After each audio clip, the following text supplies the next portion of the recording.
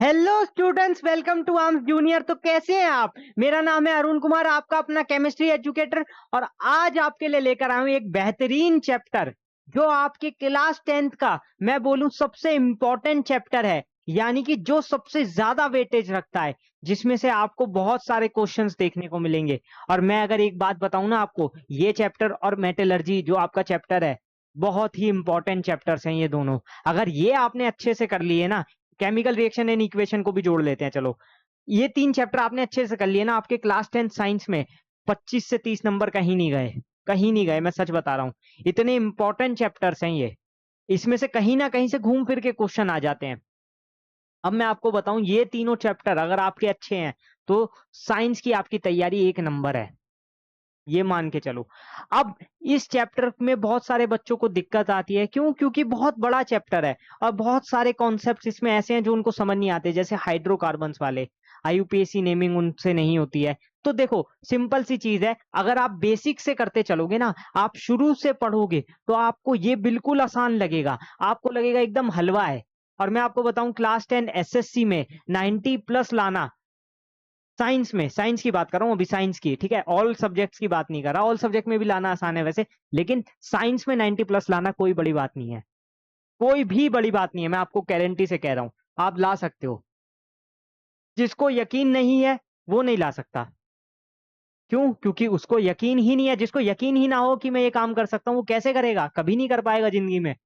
अगर आप खुद पर यकीन रखते हो कि हाँ मैं 90+ ला के दिखाऊंगा और लेकर आऊंगा, तो आपको कोई रोक नहीं सकता। और थोड़ा सा आपको पढ़ना पड़ेगा।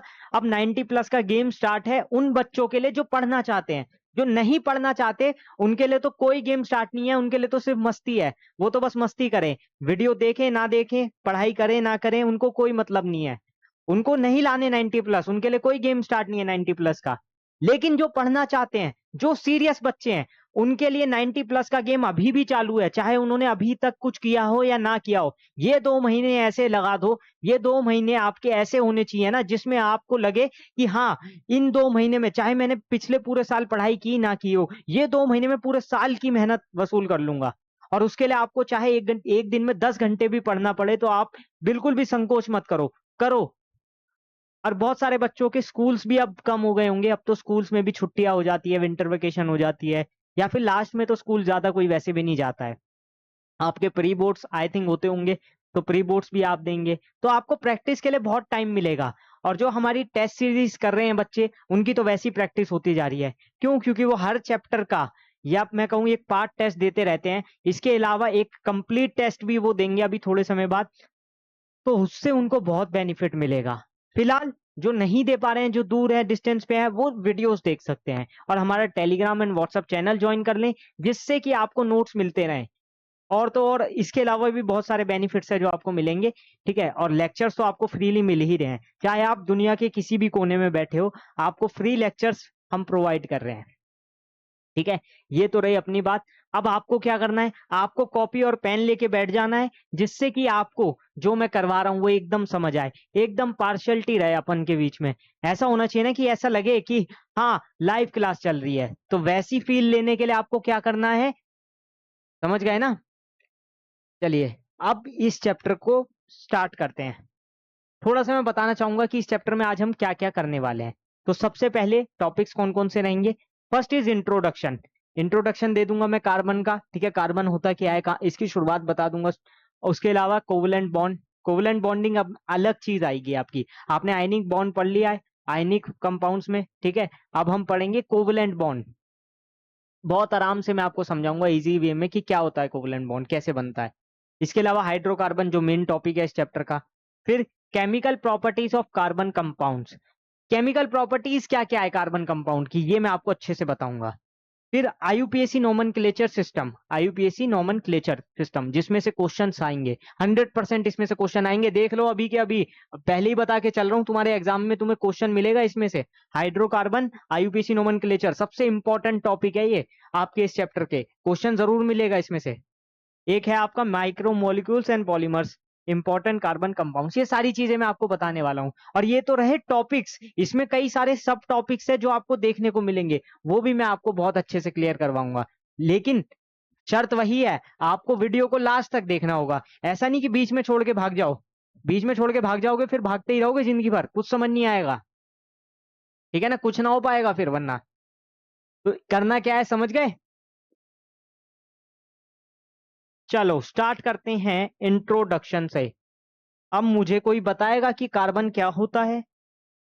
वैसे तो आप सबको पता है, आप पीरियोडिक प्रॉपर्टीज पढ़ के आ चुके हो, पहला ही चैप्टर था आपका क्लास 10 साइंस का, पीरियोडिक प्रॉपर्टीज, है ना, एसएससी की बुक में आपने पढ़ा होगा। तो उसमें आपने देखे थे सारे एलिमेंट्स कौन कौन से, चाहे हाइड्रोजन हो, लिथियम हो, सोडियम हो, कार्बन भी था, कार्बन भी तो था उसमें, सिक्स, क्या था उसका एटॉमिक नंबर? 6। और उसका एटॉमिक मास कितना होता था? 12। आपने देखा था ना? अरे जल्दी बताओ, भूल गए क्या? फर्स्ट पीरियड में था या सेकंड पीरियड में था?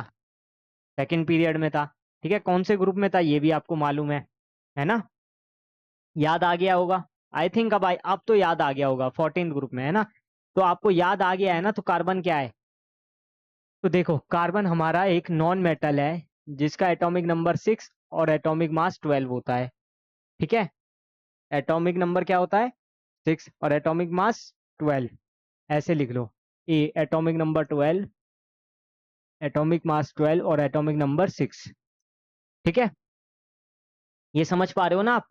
अब कार्बन जो है हमारा एक नॉन मेटल है, और हमारा आता है किसमें? सेकंड पीरियड में आता है, 14th ग्रुप में हमें देखने को मिलता है। इसके अलावा और क्या मैं इसके बारे में बता सकता हूँ? कार्बन की बहुत सारी प्रॉपर्टीज होती है जिसकी वजह से ये एक इंपॉर्टेंट एलिमेंट बन जाता है। कौन सी प्रॉपर्टीज होती है वो हम आगे पढ़ेंगे, लेकिन सिंपली अगर मैं बताऊं तो कार्बन की एक बहुत बड़ी प्रॉपर्टी ये होती है कि वो बहुत सारे कंपाउंड्स बना सकता है। क्या बना सकता है? बहुत सारे कंपाउंड्स बना सकता है। इसके अंदर एक और प्रॉपर्टी होती है कैटिनेशन, यानी खुद के साथ बॉन्ड बनाने वाली, जिसकी वजह से इसके बहुत सारे कंपाउंड्स बनते हैं, यानी लाखों करोड़ों कंपाउंड्स।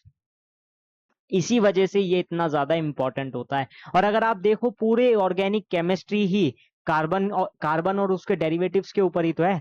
हाइड्रोकार्बन्स पूरा चैप्टर है, क्लास 11th में आप पढ़ते हो, ठीक है। Carbon oxygen containing compounds 2-3 chapter आप क्लास 12th में पढ़ते हो। तो बहुत ही बड़ा ये टॉपिक है। कार्बन से मिलके इतने सारे कंपाउंड्स बनते हैं, ऑर्गेनिक कंपाउंड्स। आपने थोड़ा बहुत आइडिया होगा आपको ऑर्गेनिक कंपाउंड्स का, अगर नहीं भी है तो हम इस चैप्टर में पढ़ लेंगे, ठीक है। अभी तो हम पढ़ेंगे ना हाइड्रोकार्बन्स में, तो उसमें आपको देखने को मिल जाएगा, ठीक है। इसके अलावा कार्बन की वैलेंसी कितनी होती है? 4 होती है। कैसे? ये देखो, 2,4, ये तो आपको पता है ना, एन शेल, एल शेल, के शेल, ये सब तो मैं आपको बता चुका हूं। अब देखो 2,4, वैलेंस शेल में कितने इलेक्ट्रॉन्स है? 4। तो इसकी वैलेंसी क्या होगी? 4। इसीलिए इसको क्या बोलते हैं? Tetra valency. क्या बोलते हैं? Tetra valency. टेट्रा मतलब 4, टेट्रा वैलेंसी यानी इसकी वैलेंसी कितनी है? 4, ठीक है। अब ये जो टेट्रा वैलेंसी है, अब एक चीज मुझे बताओ, इसके आउटर मोस्ट शेल में 4 इलेक्ट्रॉन है, तो ये 4 इलेक्ट्रॉन देना पसंद करेगा या 4 इलेक्ट्रॉन लेना पसंद करेगा? क्योंकि हम देखते थे सोडियम के केस में क्या होता था कि सोडियम एक इलेक्ट्रॉन जो है अपना आउटर मोस्ट शेल से वो निकाल देता था। वो उसको निकाल के कहाँ भेज देता था? किसी और नॉन मेटल के पास भेज देता था, यानी ट्रांसफर कर देता था आयनिक कंपाउंड बनाने के लिए। जैसे क्लोरीन के पास अगर सपोज करो 2,8,7 आउटर मोस्ट शेल में 7 इलेक्ट्रॉन है, तो ये क्या करता था? सोडियम इसको एक इलेक्ट्रॉन दे देता था और क्लोरीन एक इलेक्ट्रॉन ले लेता था, और कंपाउंड बना लेते दोनों मिलके NaCl। यही होता था। लेकिन ये आयनिक कंपाउंड नहीं है, ये आयनिक कंपाउंड वाला केस नहीं है। यहां पर ये कार्बन जो है शेयरिंग करता है, ये इलेक्ट्रॉन ट्रांसफर नहीं करता, ना ही इलेक्ट्रॉन लेता है। तो ना ही ये सोडियम वाला केस है, ना ही ये क्लोरीन वाला केस है, क्योंकि सोडियम तो एक इलेक्ट्रॉन दे देता था और क्लोरीन एक इलेक्ट्रॉन ले लेता था। तो कार्बन क्या है? ना इलेक्ट्रॉन दे रहा है ना इलेक्ट्रॉन ले रहा है, ये शेयरिंग करता है। अब ये शेयरिंग कैसे होती है, उस शेयरिंग को हम अच्छे से समझते हैं। कार्बन को अगर सपोज करो मुझे नेक्स्ट पेज चाहिए होगा, कार्बन क्या करेगा? इसके पास 4 इलेक्ट्रॉन है ना इस टाइप से आउटर मोस्ट शेल में, तो ये क्या करेगा? 4 बॉन्ड भी बना सकता है, 2 बॉन्ड भी बना सकता है। अब हाइड्रोजन के केस में आपको पता है हाइड्रोजन के पास सिर्फ एक इलेक्ट्रॉन होता है। एक और हाइड्रोजन ले लो, एक और हाइड्रोजन ले लो, और यहाँ पर एक और हाइड्रोजन ले लो, सिंपल वाला केस मैंने इसलिए लिया है क्योंकि अभी हाइड्रोकार्बन आएंगे तो मैं बड़े वाले केस भी दिखाऊंगा, अभी सिंपल लिया है। तो यहाँ पर देखो, एक हाइड्रोजन उसका एक इलेक्ट्रॉन, एक हाइड्रोजन उसका एक इलेक्ट्रॉन, एक हाइड्रोजन एक उसका एक इलेक्ट्रॉन, और कार्बन के तो 4 इलेक्ट्रॉन है ही। तो ये क्या करेगा, देखो यहाँ से भी इलेक्ट्रॉन ले लेगा, यहाँ से भी इलेक्ट्रॉन ले लेगा, और यहाँ से भी इलेक्ट्रॉन लेगा, और यहाँ से भी इलेक्ट्रॉन लेगा। तो कार्बन क्या कर रहा है, हर एक हाइड्रोजन से एक एक इलेक्ट्रॉन ले रहा है। तो ये टोटल 4 हाइड्रोजन से कितने इलेक्ट्रॉन ले लेगा, 4 इलेक्ट्रॉन ले लेगा, और 4 इलेक्ट्रॉन की ही इसे जरूरत थी अपना ऑक्टेट कंप्लीट करने के लिए। और हाइड्रोजन ने क्या किया, हाइड्रोजन ने इसको इलेक्ट्रॉन दिया ही नहीं है, हाइड्रोजन ने भी शेयरिंग की है, हाइड्रोजन ने भी तो शेयरिंग की है। मतलब इन दोनों ने आपस में क्या किया, बॉन्ड बना लिया। कार्बन को क्या चाहिए थे, 4 बॉन्ड चाहिए थे, तो उसने चारों हाइड्रोजन से एक एक इलेक्ट्रॉन ले लिया, जिससे कि उसके कंप्लीट हो गया ऑक्टेट, 8 इलेक्ट्रॉन्स का इलेक्ट्रॉन कंप्लीट हो गया। हाइड्रोजन को अपना ऑक्टेट कंप्लीट करने के लिए 2 इलेक्ट्रॉन चाहिए थे, जिसके पास एक ही इलेक्ट्रॉन था। इसने क्या किया, इसने भी कार्बन के साथ शेयरिंग की, तो दोनों ने आपस में मिलकर क्या कर लिया, आपस में मिलकर क्या कर लिया, बॉन्ड बना लिया। इसको और आसान वे में समझना है तो ऐसे समझो, Cl2 है सपोज करो, क्लोरीन, आपको पता है क्लोरीन फ्री स्टेट में Cl2 होता है, ठीक है। तो यानी ये 2 क्लोरीन एटम से बॉन्डेड है। तो हुआ क्या होगा, क्लोरीन के पास आउटर मोस्ट शेल में आपको पता है 7 इलेक्ट्रॉन होते हैं। कितने, 7 इलेक्ट्रॉन। अब देखो इस टाइप से,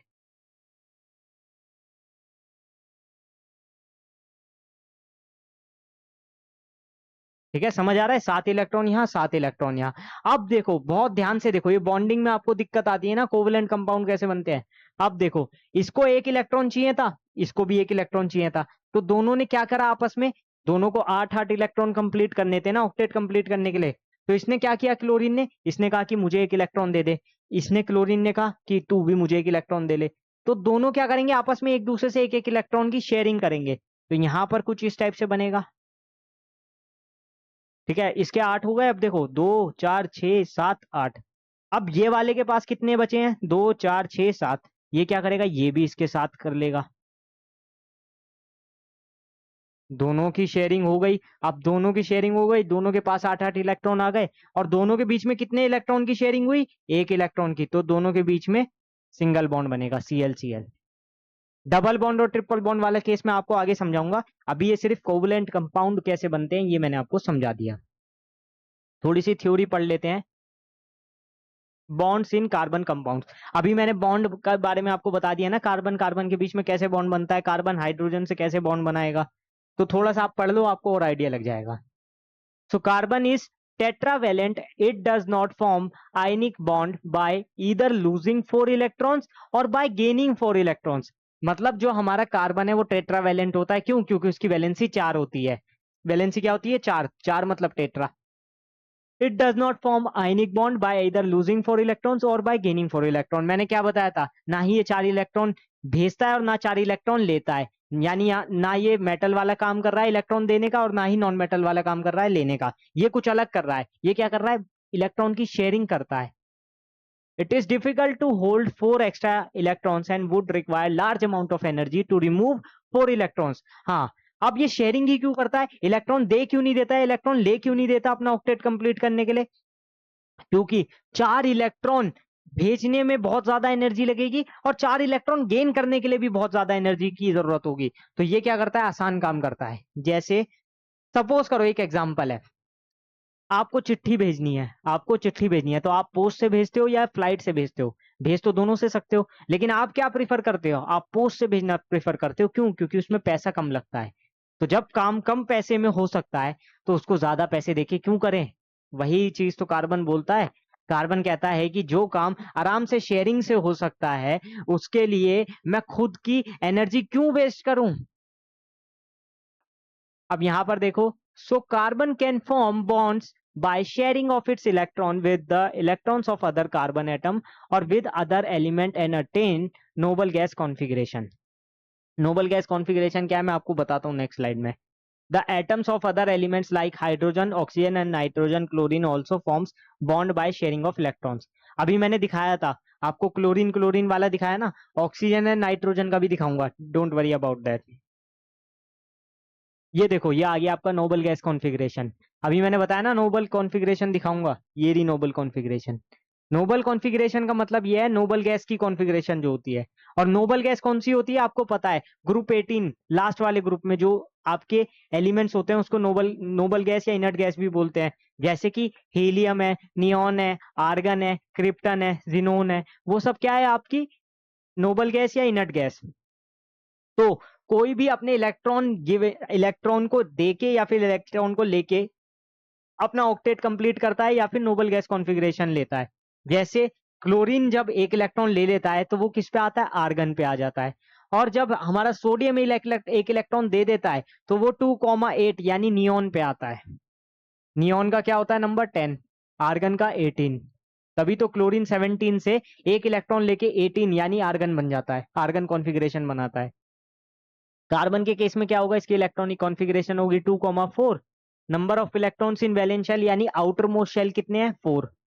और जब ये आपस में रिएक्ट किए, जब ये रिएक्ट किए, रिएक्ट करने का मतलब जब ये इलेक्ट्रॉन चार ले लेगा तो ये क्या बनाएगा, नियॉन कॉन्फ़िगरेशन बनाएगा। लेकिन ये चार इलेक्ट्रॉन इजीली लेकर नहीं बनाता, शेयरिंग से बनाता है। कैसे बनाएगा, शेयरिंग करता है। और शेयरिंग करके क्या बना लेगा, अपना ऑक्टेट कंप्लीट कर लेगा। लेकिन डायरेक्टली चार इलेक्ट्रॉन ना ही लेगा ना ही चार इलेक्ट्रॉन देगा। तो यहाँ पर वही बात चल रही है, या तो ये चार इलेक्ट्रॉन देके हीलियम पे आ जाए, यानी ये वाले जो लास्ट के चार इलेक्ट्रॉन है ये गवा के 2 पे आ जाए, हीलियम पे, या फिर ये चार इलेक्ट्रॉन लेके 2,8 यानी कि नियॉन बन जाए। तो इसके पास दो केस होते हैं और ये दोनों काम ही नहीं करता। अभी मैंने आपको पिछली स्लाइड में बताया था ये ऐसा क्यों नहीं करता, क्योंकि उसके लिए high amount of energy required होती है और वो इतनी एनर्जी खर्च करना नहीं चाहता। ठीक है, तो ये क्लियर हो गया। अब आगे बढ़ते हैं, कोवेलेंट बॉन्ड के बारे में थोड़ा सा पढ़ते हैं। वैसे तो मैंने आपको बता दिया, जो जो बॉन्ड आपका शेयरिंग से बनता है, इलेक्ट्रॉन की शेयरिंग से बनता है, उसको हम कोवेलेंट बॉन्ड बोलते हैं। ठीक है, और कार्बन तो हमेशा कोवेलेंट बॉन्ड बनाता है। Carbon always forms covalent bond. The bond formed by sharing of electron pair between two atoms are known as covalent atoms. Example hydrogen hydrogen single bond और ऑक्सीजन ऑक्सीजन डबल बॉन्ड। अब आप कहोगे oxygen oxygen का double bond कैसे बनता है, रुको मैं दिखाता हूं। अभी स्पेस तो है ही अपने पास, ग्रीन लेते हैं चलो। ऑक्सीजन है, चलो क्या होता है इसका, एक सेकंड, 8 लास्ट वाले शेल में 6 इलेक्ट्रॉन्स है, कितने हैं, 6 इलेक्ट्रॉन्स। अब इसका देखना जरा, तो ऑक्सीजन के लास्ट वाले शेल में अगर 6 इलेक्ट्रॉन है तो इसको मैं ऐसे लिख सकता हूं, बिल्कुल लिख सकता हूं। ठीक है, 6 इलेक्ट्रॉन बना दिए। अब एक और ऑक्सीजन एटम लिखो, यहां पर भी 6 इलेक्ट्रॉन लगा दो। अब एक चीज बताओ मुझे, इसको अपना ऑक्टेट कंप्लीट करने के लिए कितने इलेक्ट्रॉन्स की जरूरत है, 2,6। यहां पर 2,8 आता तो इसका ऑक्टेट कंप्लीट हो जाता। तो इसको 2 इलेक्ट्रॉन की जरूरत है। ये 2 इलेक्ट्रॉन कहां से लेगा, खुद से ही लेगा, एक और ऑक्सीजन एटम से। देखो यहां पर 2 इलेक्ट्रॉन है ना, तो ये क्या कहेगा, आजा भाई मेरे को 2 इलेक्ट्रॉन दे दे, मेरा ऑक्टेट कंप्लीट कर दे। अब ये खुश हो गया।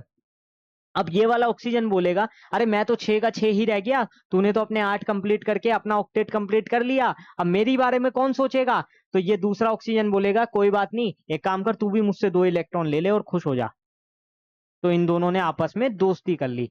मतलब इसको 2 रुपए चाहिए थे, इसने क्या कहा कि मुझे 2 रुपए दे, इसने इसको 2 रुपए देने की बजाय क्या कहा, दो मैं दे, एक मैं देता हूं एक तू दे, आपस में हो जाएंगे क्लियर। तो मतलब इस टाइप से ये शेयरिंग है, समझ पा रहे हो ना आप। तो सिंपली अगर आप देखो तो इसमें समझने के लिए ज्यादा कुछ है नहीं, बस क्या किया है हमने, ऑक्सीजन ऑक्सीजन को 2 बॉन्ड चाहिए थे, उसने 2 बॉन्ड इससे लिए, इसने 2 बॉन्ड इससे लिए, दोनों ने आपस में क्या कर लिया, समझौता कर लिया। बताओ इतना समझ आया। अब एक और आता है आपका नाइट्रोजन का केस। नाइट्रोजन का यहाँ क्या बनेगा, पहले बॉन्ड बता दो, इसमें बॉन्ड क्या बनेगा, क्योंकि इसने 2 इलेक्ट्रॉन की शेयरिंग की है, दोनों ने आपस में कितनी, 2-2 इलेक्ट्रॉन की शेयरिंग। तो यहाँ पर क्या होगा, डबल बॉन्ड आएगा। जल्दी बताओ आएगा कि नहीं आएगा, एक बार इसको चेक करो।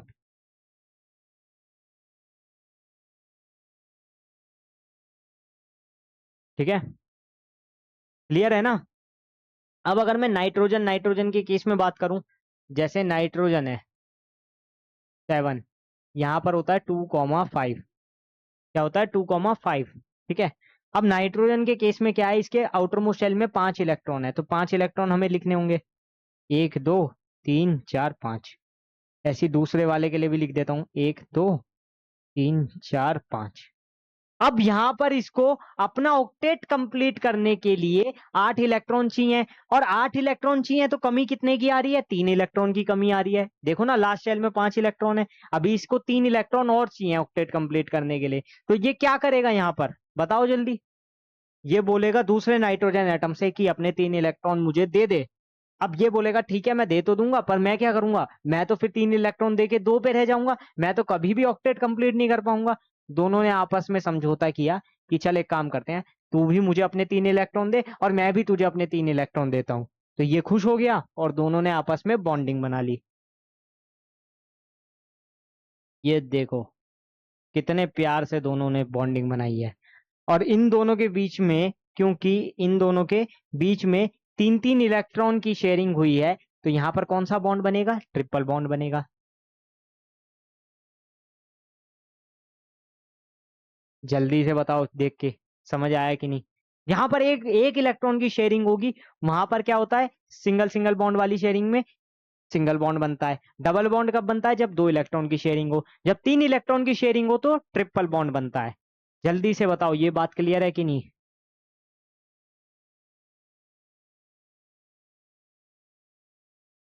हाइड्रोकार्बन्स, इसको देखो, हाइड्रोकार्बन्स क्या होते हैं अब मैं आपको बताऊं।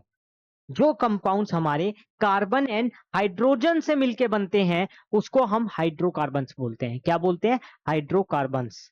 तो हाइड्रोकार्बन्स को आपको बहुत अच्छे से समझना है, क्योंकि ये आपका इस चैप्टर का मेन टॉपिक है। मैं पहली बता के चल रहा हूं, इसमें से क्वेश्चन आएगा ही आएगा, गारंटेड है। इसमें से क्वेश्चन आता ही आता है, और आईयूपीएससी भी समझ नहीं आएगा अगर इसको नहीं समझोगे। तो ये इतना ज्यादा इंपॉर्टेंट टॉपिक है आपका, इसमें से क्वेश्चन आना निश्चित है। आपको पता भी है लेकिन स्टिल आप छोड़ दोगे, क्यों? क्योंकि आपके अंदर आलस ही बहुत है, आप समझना नहीं चाहते मुश्किल चीजों को। और मैं बताऊं, इस मुश्किल चीज को मैं आपके लिए बहुत सिंपल बना दूंगा, इतना सिंपल कि आपने इससे सिंपल तरीके से कभी भी हाइड्रोकार्बन नहीं पढ़ा होगा आज तक। आई गारंटेड यू। ठीक है, देखो हाइड्रोकार्बन हमारे दो टाइप के होते हैं मेनली, सैचुरेटेड और अनसैचुरेटेड। क्लास 11th में जाके आप थोड़ा सा एडवांस पढ़ोगे, यहाँ पर आपको उतना एडवांस नहीं पढ़ना। पहले तो मैंने हाइड्रोकार्बन बता दिया जो कार्बन और हाइड्रोजन से मिलके बनते हैं। हाइड्रो, हाइड्रो मतलब आता है हाइड्रोजन के लिए, कार्बन, कार्बन मतलब कार्बन। तो हाइड्रोजन और कार्बन से मिलके कंपाउंड कौन से होते हैं? हाइड्रोकार्बन। जैसे मेनली कंपाउंड्स आपने सुने होंगे, CH4 मीथेन, C2H6 इथेन, या प्रोपेन है C3H8। ये सभी क्या है मेरे, सभी के सभी हाइड्रोकार्बन्स है। अब देखो, हाइड्रोकार्बन्स भी दो तरह के हैं, सैचुरेटेड हाइड्रोकार्बन और अनसैचुरेटेड हाइड्रोकार्बन। अब आपके दिमाग में बहुत कंफ्यूजन होगी, अरे सैचुरेटेड क्या है, अनसैचुरेटेड क्या है? मैं कहता हूं सिंपल, जिसमें सिंगल बॉन्ड आता है वो क्या है? सैचुरेटेड। और जिसमें मल्टीपल बॉन्ड्स आए, यानी डबल बॉन्ड आए या ट्रिपल बॉन्ड आए, वो क्या है? अनसैचुरेटेड। बताओ कितना आसान है याद करना, इससे ज्यादा आसान कुछ हो सकता है? जिसमें सिंगल बॉन्ड आए वो क्या है? Saturated hydrocarbon. जिसमें ट्रिपल बॉन्ड या डबल बॉन्ड आए वो अनसैचुरेटेड हाइड्रोकार्बन। अब इसको भी हम अलग तरीके से बोलते हैं, नाम दिया जाता है, क्यों? क्योंकि आईयूपीएसी नेमिंग भी तो करनी है। तो सैचुरेटेड हाइड्रोकार्बन को हम ज्यादातर जनरली बोलते हैं एल्केन। क्या बोलते हैं? एल्केन। यानी जिसमें भी सिंगल बॉन्ड आएगा वो एल्केन्स होते हैं। और जिसमें भी डबल बॉन्ड ट्रिपल बॉन्ड आएगा उसको हम दो नाम देते हैं, डबल बॉन्ड वाले को बोलेंगे एल्कीन, ट्रिपल बॉन्ड वाले को बोलेंगे एल्काइन। क्या बोलेंगे? एल्काइन। मतलब जिसमें डबल बॉन्ड आए वो एल्कीन और जिसमें ट्रिपल बॉन्ड आए वो एल्काइन। जैसे इसको भी मैं चेंज कर सकता हूं, इथेन इथीन को अगर मैं ऐसे लिखूं, CH2 डबल बॉन्ड CH2, तो इसको मैं बोलूंगा एल्कीन। और वैसे इसका नाम होता है इथीन। ठीक है, वो मैं आपको प्रॉप एथ मीथ क्या होता है वो मैं आपको अभी आगे समझाऊंगा वर्ड रूट के हिसाब से आईयूपीएसी नेमिंग में। पर मैंने आपको जनरली समझा दिया एल्केन एल्कीन एल्काइन क्या है। और अगर ट्रिपल बॉन्ड आ जाए इसके बीच में इस टाइप से, तो इसको हम बोलेंगे फिर प्रोपाइन, वो इथाइन या प्रोपाइन या ब्यूटाइन। मतलब वो जैसे जैसे कार्बन बढ़ते जाएंगे उसको हम बोलते रहेंगे, लेकिन मेनली क्या है, फंक्शनल क्या है? फंक्शन है एल्काइन। यानी है तो ये एल्काइन ही, ये है तो एल्कीन ही, ये है तो एल्केन ही। एल्केन का तो सिंपल है, मीथेन वाला केस, जिसमें 4 बॉन्ड आ जाए हाइड्रोजन के, ये भी एल्केन है। समझ रहे हो? इसका तो एग्जाम्पल दिया था मैंने अभी स्टार्टिंग में ही, एक बार इसको देखो।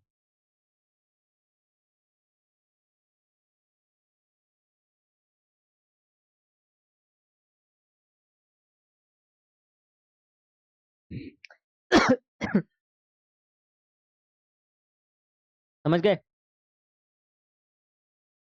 अब देखो कुछ हम सिंपल सिंपल से फॉर्मूला और नेम याद करेंगे। जैसे मीथेन, ये तो हर बच्चे को याद होगा, हर बच्चे की जुबान पे है मीथेन।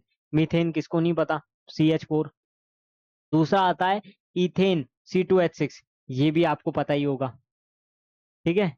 प्रोपेन, जैसे जैसे कार्बन चेन बढ़ती जा रही है वैसे वैसे हम नाम बढ़ाते आ रहे हैं। Butane, pentane, hexane. अभी ये कैसे लिखते हैं ये मैं आपको बता दूंगा। ये आप स्ट्रक्चर एक बार देख लो, ये सब आपको मैं सिखा दूंगा, डोंट वरी अबाउट दैट। चलो पहले मैं आपको वर्ड रूट ही बता देता हूँ। कुछ चीजें आपको याद करके चलनी है, ये वर्ड रूट होते हैं हमारे। जैसे अगर आए C1 तो क्या लिखेंगे, C2 के लिए क्या लिखेंगे, C3 के लिए क्या लिखेंगे, C4 के लिए क्या लिखते हैं, C5 के लिए, C6 के लिए, C7 के लिए, C8 के लिए, C9 के लिए, और C10 के लिए क्या लिखेंगे।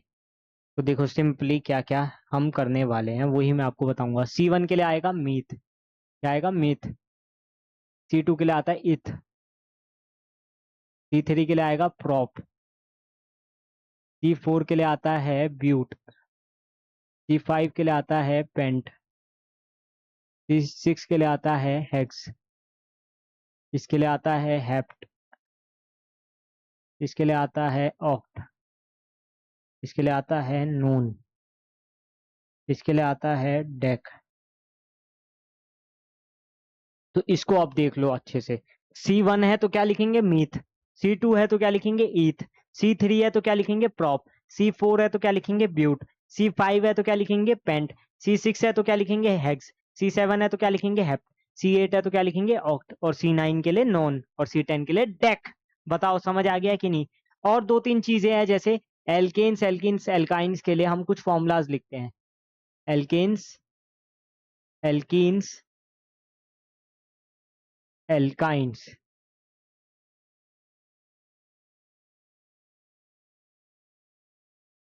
इनका जनरल फॉर्मूला होता है एक।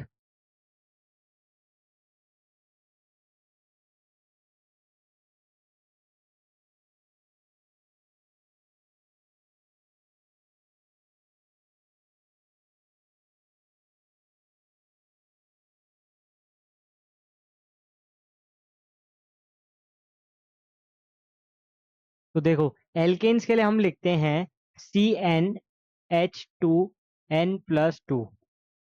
एल्कीन्स के लिए लिखेंगे CnH2n। एल्काइंस के लिए लिखेंगे CnH2n-2। ठीक है। अब आप कहोगे सर ये क्या बता दिया आपने? अरे रुको जरा, सब्र करो, इतनी जल्दी भी क्या है। ये देखो, ये आपके जनरल फॉर्मूला होते हैं। क्या होते हैं, जनरल फॉर्मूला। इसमें हम एल्केन्स, एल्किन्स, एल्काइंस को क्या करते हैं, डिवाइड कर देते हैं। जैसे कि CnH2n+2 क्या है, एल्केन है। CnH2n क्या है, एल्कीन्स है। CnH2n-2 alkynes. अब इसका मैं यूज दिखाता हूं। यहां पर n की वैल्यू 1 रखो, क्या आएगा, C1H2 × 2 + 2 कितना हो गया, 4, CH4 क्या बन गया, मीथेन बन गया।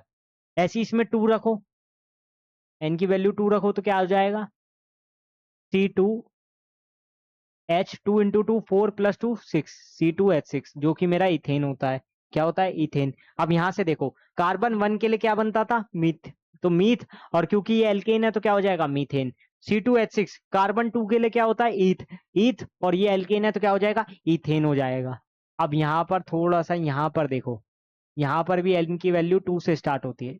यहाँ 1 नहीं होता क्योंकि 1 पे एल्कीन नहीं बनती है ना। 1 पे एल्कीन नहीं बनती है क्योंकि डबल बॉन्ड आना चाहिए ना कार्बन कार्बन के बीच में। इसलिए ये स्टार्ट होता है n=2 से। ऐसी एल्काइंस भी n=2 से स्टार्ट होता है। यहाँ 2 रखो तो क्या बनेगा, Cu2H4। 3 रखेंगे तो C3H2 × 3 6, C3H6। अब देखो यहाँ पर कार्बन 2 के लिए ईथ, और यहाँ पर ईथ है क्योंकि यहाँ पर एल्कीन है, डबल बॉन्ड आ गया तो लास्ट में क्या लगाएंगे, ईन लगाएंगे। क्या लगाएंगे, ईन। ये याद रखो हमेशा, एल्केन्स में ईन लगता है, एल्कीन्स में ईन लगता है। और एल्काइंस में आइन लगता है। और ये क्या हो जाएगा, C3H6 वाला एल्कीन्स है, C3 पे क्या होता है, प्रोप, तो ये हो जाएगा प्रोपीन। क्या हो जाएगा, प्रोपीन। नाम लिख देता हूं मैं इसके, ये हो गया हमारा इथीन, ये हो गया प्रोपीन। और इसका तो सबको पता है, मीथेन, इथेन, इसको तो लिखने की जरूरत नहीं। अब यहाँ पर देखो N=2 से स्टार्ट होता है, जैसे आपने 2 रखा तो C2H2 इंटू 2 - 2 यानी C2H2, 3 रखा तो C3H4। अब देखो यहाँ पर एल्काइन है, इस केस में लास्ट में आइन आएगा, क्या आएगा, लास्ट में आइन आएगा। तो अब देखो 2 पे होता है ईथ यानी इथाइन, क्या हो जाएगा, इथाइन।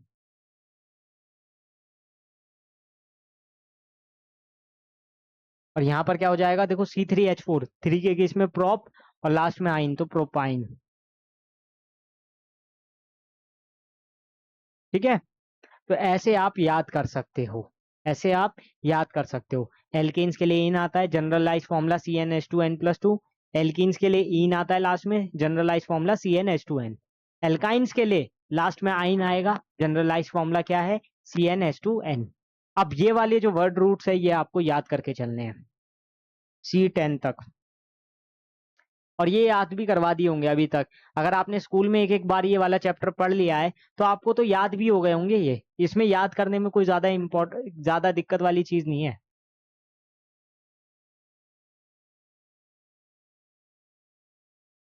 अब आ जाते हैं हम, देखो इस पे सैचुरेटेड हाइड्रोकार्बन्स, देखो प्रोपेन, प्रोपेन क्या हो गया, एन आ रहा है लास्ट में, यानी एल्केन है, और एल्केन के लिए लास्ट में एन लग रहा है, यानी कि इसका जनरलाइज फॉर्मूला क्या होना चाहिए, CnH2n+2 होना चाहिए।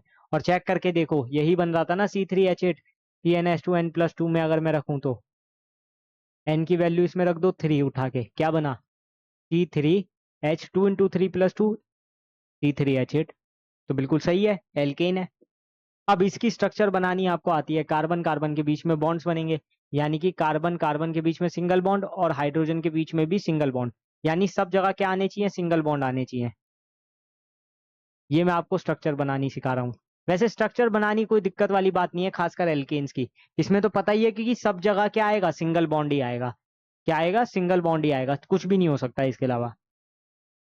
और देखो C4H10, इसमें भी आप बना लोगे, लेकिन ये आइसोब्यूटेन आ रहा है। आइसो ग्रुप हमारा होता है जहां कार्बन कार्बन के बीच में, बीच वाले कार्बन से एक कार्बन और अटैच हो जाए, यानी कि इस टाइप से, ये कार्बन कार्बन था, यहाँ इस वाले कार्बन से एक और कार्बन अटैच होगा, CH3, और ये तो हमारा है ही।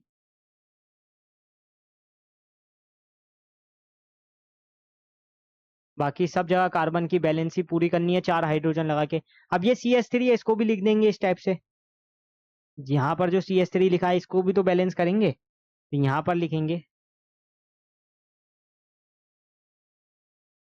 इस टाइप से, ठीक है, मतलब सीधे सीधे ये ऐसे लिखा हुआ होगा,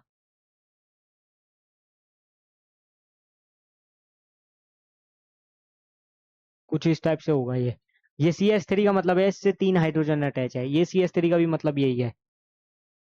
इसको ऐसे भी लिख सकते हो, वैसे भी लिख सकते हो। नेक्स्ट आता है साइक्लोहेक्सेन। ये साइक्लो वाले पार्ट में अभी आपको करवाता हूँ, पहले आप ये सिंगल और डबल बॉन्ड वाले देखो। जैसे डबल बॉन्ड वाले अनसैचुरेटेड में आप देखोगे तो यहाँ पर एक डबल बॉन्ड बनेगा, यहाँ पर एक डबल बॉन्ड बनेगा, क्यों, क्योंकि एल्कीन है, एल्कीन में क्या बनता है, डबल बॉन्ड बनता है, ये आपको पता है। और ये सिंपल है, किसका है, प्रोपीन का। तो देखो कार्बन कार्बन के बीच में सिंगल बॉन्ड, फिर एक डबल बॉन्ड आ गया, और डबल बॉन्ड आ गया, वहां पर 3 हाइड्रोजन नहीं जुड़ेंगे, वहां 2 जुड़ेंगे, क्यों, क्योंकि 4 होती है ना वैलेंसी, 4 से ज्यादा नहीं हो सकती। अगर आपने डबल बॉन्डेड कार्बन में 2 हाइड्रोजन की जगह 3 हाइड्रोजन लगा दिए तो 5 बॉन्ड हो जाएंगे ना, वो पॉसिबल नहीं है, इसलिए यहाँ पर 1 2 3 4 4 बॉन्ड ही बनेंगे। इस वाले पे भी 4 बॉन्ड करने के लिए 2 ही हाइड्रोजन, यहाँ एक ही लगेगा क्योंकि यहाँ से भी कार्बन अटैच है। यहाँ से बॉन्ड गिन लिया करो, 1 2 3 4, ये देखो यहाँ पर 1 2 3 4, तो ये स्ट्रक्चर आप देख सकते हो। प्रोपाइन के केस में क्या होगा, ट्रिपल बॉन्ड आएगा, एक कार्बन कार्बन के बीच में ट्रिपल बॉन्ड आएगा, तो यहाँ ट्रिपल बॉन्ड बना तो यहाँ पर एक ही बॉन्ड आएगा, क्योंकि यहाँ 3 बॉन्ड और यहाँ एक, 4 बॉन्ड, यहाँ 3 बॉन्ड, यहाँ एक, 4 बॉन्ड। बाकी ये वाले पे कुछ भी नहीं था, सिंगल सिंगल बॉन्डेड था, तो यहाँ 3 हाइड्रोजन है। तो ये चीजें आपको बैलेंस करनी धीरे धीरे आएगी करते करते। एक आपकी आती है आइसोब्यूटिलीन, आइसोब्यूटिलीन। अब ये आइसोब्यूटिलीन का मतलब ये है कि वो आइसो ग्रुप तो पता है ना कि बीच वाले कार्बन पे एक कार्बन अटैच होता है, तो वैसा ही रहेगा, लेकिन क्योंकि ईन लग गया है, क्या लग गया है, ईन लग गया है। आइसोब्यूटिलीन का मतलब है वो जो कार्बन अटैच है वो डबल बॉन्डेड है। क्यों? क्योंकि ईन किस में आता है, एल्कीन में, यानी डबल बॉन्ड में। तो यहां पर सिर्फ इतना चेंज है, बाकी पूरा वैसा का वैसा ही है। ठीक है, अब मैं आपको साइक्लो कंपाउंड्स बता देता हूँ। साइक्लो कंपाउंड्स क्या होते हैं, तो देखो, कभी कभी आपको ऐसा देखने को मिलेगा डब्बा, कभी ऐसा देखने को मिलेगा आइसक्रीम कोन वाला, और कभी कभी ऐसे देखने को मिलेगा, कभी कभी ऐसे देखने को मिलेगा।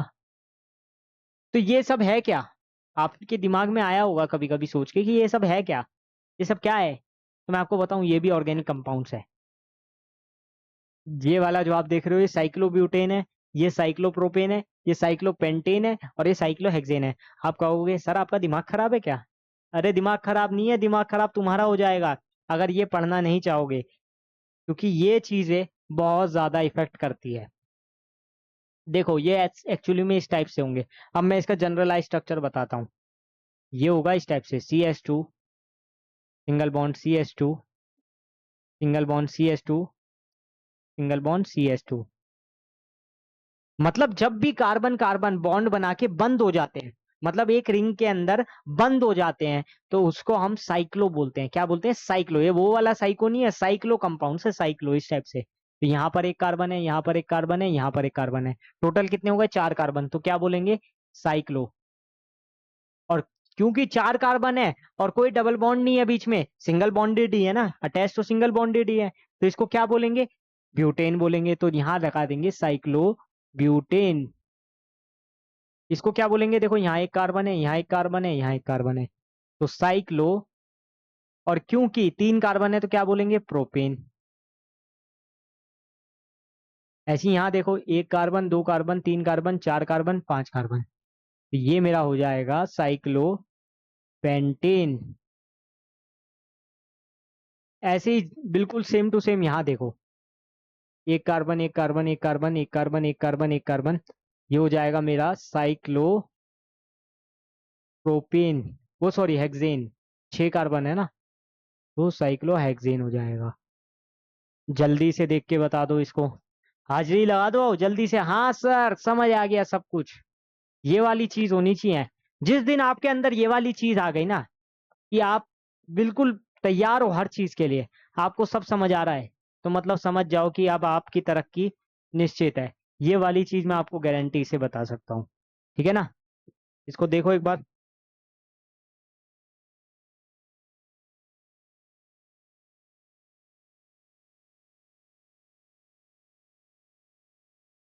क्लियर है ना?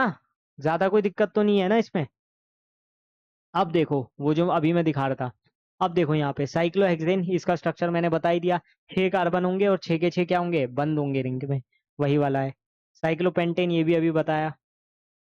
साइक्लोहेक्सीन, अब ईन आ गया तो देखो बीच में क्या कर देंगे हम, जैसे साइक्लोहेक्सीन बनाना हो तो यहाँ कहीं भी बॉन्ड लगा दूंगा, डबल बॉन्ड। इसका मतलब इसके बीच में एक क्या आ गया? डबल बॉन्ड आ गया, तो इसको साइक्लोहेक्सीन बोलेंगे। और ये कहीं भी आ सकता है, ये कहीं भी आ सकता है, यहाँ भी आ सकता है, यहाँ भी हो सकता है, मतलब कहीं भी हो सकता है। तो इसको फिर क्या बोलेंगे उसके इसमें? साइक्लोहेक्सीन। अब अगर मैं साइक्लोब्यूटेन में लगा दूं डबल बॉन्ड इस तरीके से, सपोज करो मैंने यहाँ लगा दिया, तो ये हो जाएगा मेरा साइक्लोब्यूटीन। क्या हो जाएगा? साइक्लोब्यूटीन। ठीक है, चेक करो। एक आता है आपका ऑर्गेनिक कंपाउंड बेंजीन। बहुत ज्यादा इसमें से क्वेश्चन नहीं आएंगे, लेकिन स्टिल मैं बता देता हूँ। इसको हम बेंजीन बोलते हैं। क्या बोलते हैं? बेंजीन। जो आपका क्लास 12th में या क्लास 11th में बहुत ज्यादा आपको देखने को मिलेगा ऑर्गेनिक केमिस्ट्री में। ऐसे भी होता है।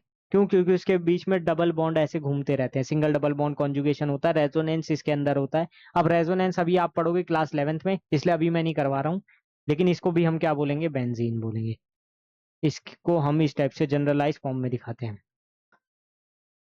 ठीक है।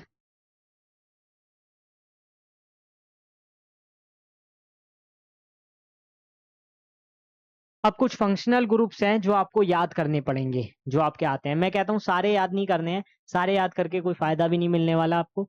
आपको कुछ इंपॉर्टेंट और कुछ जनरल फंक्शनल ग्रुप्स ही याद करने हैं, क्योंकि उसी से आपको बेनिफिट मिलेगा, बाकी सबसे आपको बेनिफिट नहीं मिलने वाला है। समझ रहे हो ना?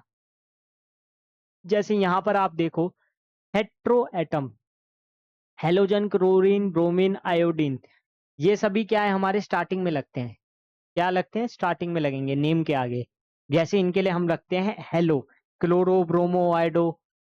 जैसे क्लोरीन के लिए आ गया क्लोरो, ब्रोमीन के लिए आ गया ब्रोमो, इसके लिए आ गया आयोडो। ये क्रोमो नहीं है, क्लोरो होगा, क्लोरो, क्लोरो। ठीक है, क्लोरीन के लिए क्लोरो, ब्रोमीन के लिए ब्रोमो, आयोडीन के लिए आयोडो। यहाँ पर देखो ऑक्सीजन है। अब एक चीज बताओ मुझे, अल्कोहल क्या होता है? अल्कोहल के बारे में आपने थोड़ा बहुत आइडिया तो होगा आपको, अल्कोहल क्या होता है। अब वो वाला अल्कोहल नहीं जो आप समझ रहे हो, अरे ये केमिस्ट्री वाला अल्कोहल है। जैसे एथिल अल्कोहल होता है आपका, आपने नाम सुना होगा एथिल अल्कोहल का, C2H5OH, सुना है ना? तो जिसमें लास्ट में OH आ रहा है, अब बेस वाला OH नहीं, NaOH को भी आप KOH को समझ लो अल्कोहल है। मतलब जब भी ऑर्गेनिक कंपाउंड में OH आता है, यानी कि हाइड्रोकार्बन्स के साथ जब OH लगता है, तो उसको हम एल्कोहल बोलते हैं। C2H5OH है, CH3OH है, ये सभी हमारे क्या है? एल्कोहल्स है। इसको मीथेनॉल बोलते हैं, इसको इथेनॉल बोलते हैं। तो एल्कोहल के लिए कौन सा फॉर्मूला होता है? OH, यानी OH बॉन्ड बनता है। एल्डिहाइड के केस में CHO होता है। कीटोन के केस में CO होता है। ये याद रख लो, कीटोन। अब कीटोन का एक एग्जांपल देता हूँ, CH3, C double bond OCH3, ये मेरा प्रोपेनोन है। ठीक है, इसमें कीटोन ग्रुप आपको देखने को मिल रहा है कौन सा? C डबल बॉन्ड O वाला, ये वाला। ये सिर्फ याद करने वाली चीजें हैं आपके लिए। कार्बोक्सिलिक एसिड बहुत ही बड़ा एसिड होता है, बहुत ही स्ट्रॉन्ग एसिड है कार्बोक्सिलिक एसिड, जिसको हम इस टाइप से लिखते हैं, CH3, C double bond OOH, carboxylic acid. COOH group आता है इसका, फंक्शनल ग्रुप इस टाइप से आपको देखने को मिलेगा। ठीक है, ये सभी आपके फंक्शनल ग्रुप है जो आपको देख के चलना है। जैसे ईथर है, ईथर आपका होता है इस टाइप से, ROR। ये R क्या है? CH3 है। ठीक है, CH3O CH3, ये आपका ईथर ग्रुप होता है, जिसमें मतलब ऑक्सीजन एक बीच में होता है और उसके दोनों साइड में एल्किल ग्रुप अटैच होते हैं। एल्किल ग्रुप यानी ये CH3 वाले। ये C2H5O C2H5 भी हो सकता है। अब एस्टर की बात करूं तो यहाँ पर C डबल बॉन्ड O आपको देखने को मिलेगा, यानी कि इस टाइप से, CH3COO इस टाइप से ये एस्टर बन जाता है। C डबल बॉन्ड O वाला ग्रुप जो होता है, ये हमारा फंक्शनल ग्रुप होता है। ठीक है, अमाइंस ये तो इजी है, NH2 लगता है। जैसे कहीं लिखा है ऐसे CH3C2NH2, तो इसका मतलब ये है इथेनमाइन। यानी जहां पर भी हाइड्रोकार्बन में आपको NH2 ग्रुप दिखा मिलेगा, उसको हम माइंस बोलते हैं। क्या बोलते हैं? अमाइंस। अब ये एक चीज देख लो, होमोलोजियस सीरीज ऑफ एल्केन्स और होमोलोजियस सीरीज ऑफ एल्कोहल्स, ये आपको याद करने के लिए सिंपल सी चीज है। CH4 लिखा है, CH4 लिखा है, तो यानी कि कितने नंबर ऑफ CH2 यूनिट्स है यहाँ पर? 1। ठीक है, यहाँ पर C2H6 है, यहाँ पर देखो CH3 अब यहाँ पर 2 कार्बन है, तो कितनी CH2 यूनिट्स होगी? 2 होगी। यहाँ पर भी देखो C3H8 में, यहाँ पर 3 कार्बन है, तो कितनी यूनिट होगी? 3 होगी। नंबर ऑफ कार्बन एटम तो देख के पता चल रहा है ना, 1 2 3। C4H10 में देखो 1 2 3 4, 4 है, तो यहाँ पर भी 4 देखने को मिलेगी। बस ऐसे यहाँ देखो C5H12 में, यहाँ पर 5 है, तो यहाँ 5। यहाँ देखो C6H14 में 6 है, तो यहाँ 6 CH2 यूनिट्स। बस इसमें क्या था, ये तो इजी था। नेक्स्ट देखो, मीथेनॉल। अल्कोहल के लिए अगर हम देखें तो CH3OH, ये अभी मैंने दिखाया था मीथेनॉल और इथेनॉल वाला केस, CH3OH वाला भी और एथिल अल्कोहल वाला भी। नंबर ऑफ कार्बन एटम कितने हैं? यहाँ पर एक ही तो है, यहाँ पर 2 है, तो यहाँ पर 2 लिखेंगे CH2 यूनिट। इस वाले में 3 है, तो 3 लिखेंगे। इस वाले में 4 है, तो 4 लिखेंगे। बस हटाओ, हो गया खत्म। यही था इसमें। इसमें देखो IUPAC नोमेनक्लेचर सिस्टम में, अब देखो पेरेंट सफिक्स, पेरेंट प्रीफिक्स, ये 2 चीजें आपको याद रखनी है। कोई भी IUPAC नेमिंग हम करते हैं, वैसे मैं IUPAC का बेसिक आपको बता दूं तो ये आप क्लास 11th में भी पढ़ोगे। ठीक है, IUPAC का मतलब ये है international union of pure and applied chemistry. क्या है? International union of pure and applied chemistry. I मतलब इंटरनेशनल, इसका मतलब यूनियन, इसका मतलब प्योर, इसका अप्लाइड, और ये केमिस्ट्री। देखो पूरा बता दिया। अब इसमें हम करते क्या है, इसमें देखो सबसे पहले आएगा प्रीफिक्स, फिर आएगा हमारा वर्ड रूट या पेरेंट नेम, उसके बाद क्या आता है, उसके बाद लास्ट में आता है सफिक्स। तो इस टाइप से आप लिखते हो प्रीफिक्स। अगर प्रीफिक्स नहीं दिया है तो डायरेक्टली लिख देते हैं प्रीफिक्स प्लस पेरेंट नेम या फिर वर्ड रूट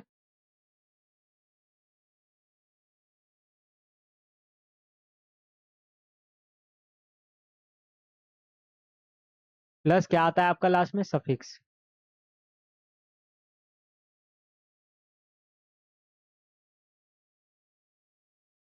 ठीक है, इस टाइप से आपको देखने को मिलेगा। जैसे इसका ही मुझे करना है CH3CH2OH का, तो देखो CH3CH2OH का ही मुझे नेमिंग करनी है, तो मैं कैसे करूंगा,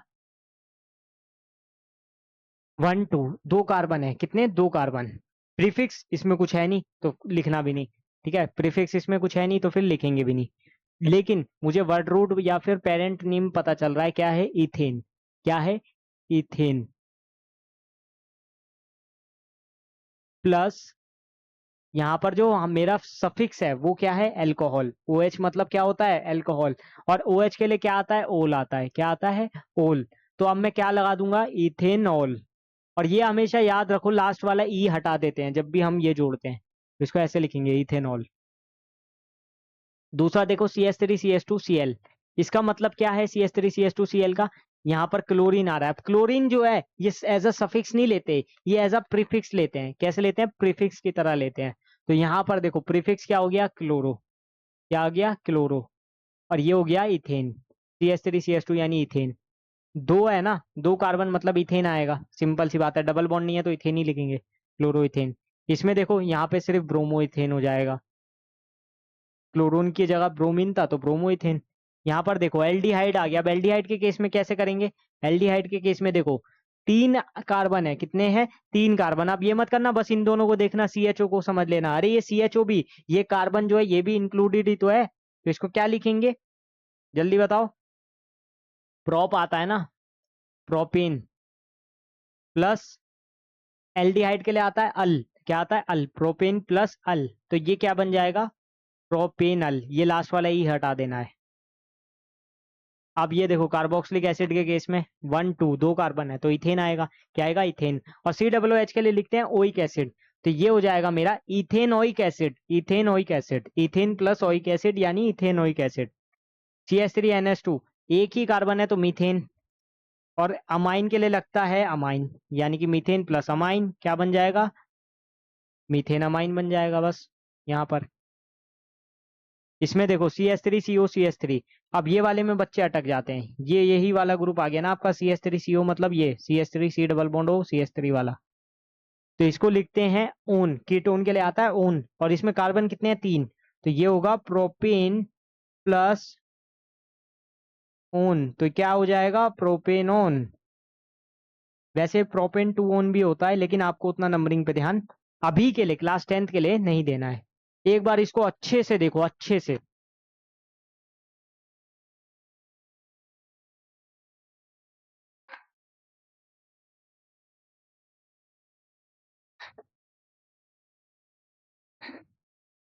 समझ में आ रहा है ना।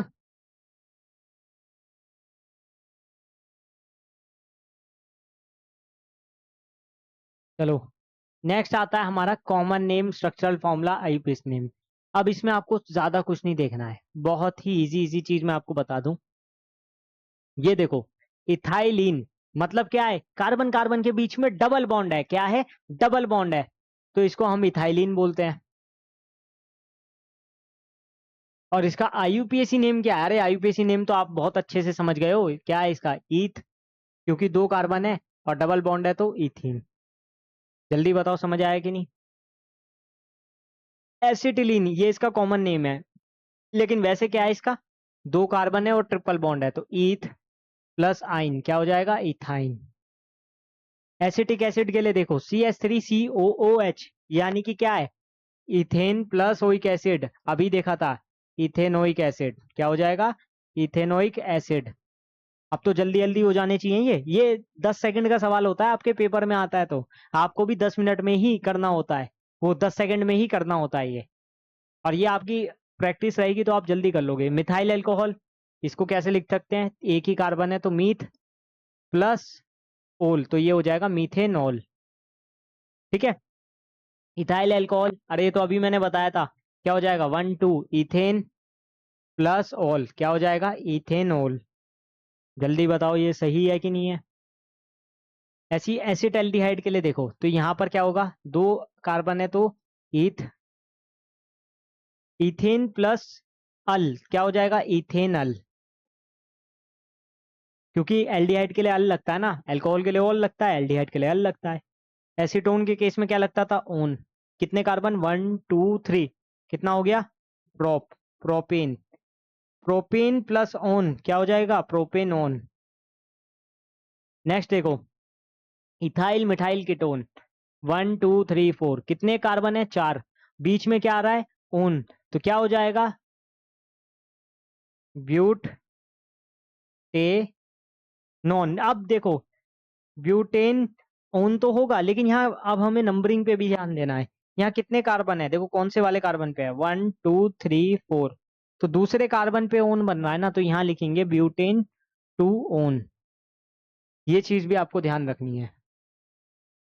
इथाइल अमाइन, 1 2, यहाँ पर बनेगा इथेन प्लस अमाइन, तो इथेन नामाइन, इथेन अमाइन। लास्ट वाला एन प्रोपिल क्लोराइड, इसमें देखो सिर्फ प्रीफिक्स आएगा। क्लोरीन ब्रोमीन आयोडीन, जब हमारे हेलो कंपाउंड्स आते हैं तो हम उसको एज अ प्रीफिक्स लेते हैं, यानी स्टार्टिंग में लिखते हैं। तो यहाँ क्या लिखेंगे? क्लोरो, और क्या हो जाएगा? 1 2 3 प्रोपेन, तो क्लोरोप्रोपेन। बताओ जल्दी से समझ आया कि नहीं? देखो सारे के सारे मैंने आपको करवा दिए हैं। अब आपको इसमें से कोई भी कंपाउंड आ जाए लिखने के लिए तो आप लिख दोगे कि नहीं, ये बता दो बस। 100% अब आपको लिख देना चाहिए। अब तो आपको गवाही दे देनी चाहिए कोर्ट में आके कि हाँ समझ आ गया। इतना अच्छे से तो कभी नहीं समझा होगा आपने। तो ये सब खत्म होता है। आज की क्लास के लिए बस इतना ही, आज मैंने ज्यादा नहीं रखा। क्यों? क्योंकि मेरे को नेक्स्ट लेक्चर में भी बहुत सारा करवाना है। तो आई होप आपको ये सब समझ आया होगा, आपको बहुत अच्छे से लगी होगी क्लास, और आपको आने वाले लेक्चर्स में और भी मजा आने वाला है। अगर आपको आज मजा आया ना तो आने वाले हर लेक्चर में आपको मजा आएगा। बस शर्त यही है कि आपको पूरा लेक्चर देखना होता है। और अगर आप पूरा लेक्चर देख रहे हो तो आपकी जिम्मेदारी है कि आप लाइक कमेंट करके बताओ कैसा लगा, अच्छा लगा या नहीं लगा। और अच्छा लगा ही होगा, मुझे पता है आपको अच्छा लगा होगा, तो जरूर बताओ कमेंट में कि और किस किस चैप्टर्स पे आपको वीडियो चाहिए और किस टॉपिक पे आपको वीडियो चाहिए। उस सब पे मैं आपको वीडियोस देने की कोशिश करूंगा। ठीक है, वो सब आपको मिलेगा। और दूसरी चीज, अपने दोस्तों के साथ शेयर भी करो, क्योंकि ये भी आपका कर्तव्य बनता है कि आप अकेले अकेले खुद मत देखो सारी की सारी वीडियो। अगर वीडियो कोई आपको अच्छी लगे तो आप शेयर भी करा करो ना। जैसे गाने शेयर करते हो वैसे वीडियो शेयर करो। आजकल तो वैसे भी एग्जाम्स का माहौल है, तो ये शेयरिंग रुकनी नहीं चाहिए। ठीक है, तो मिलते हैं नेक्स्ट क्लास में, तब तक के लिए thank you and stay tune with us.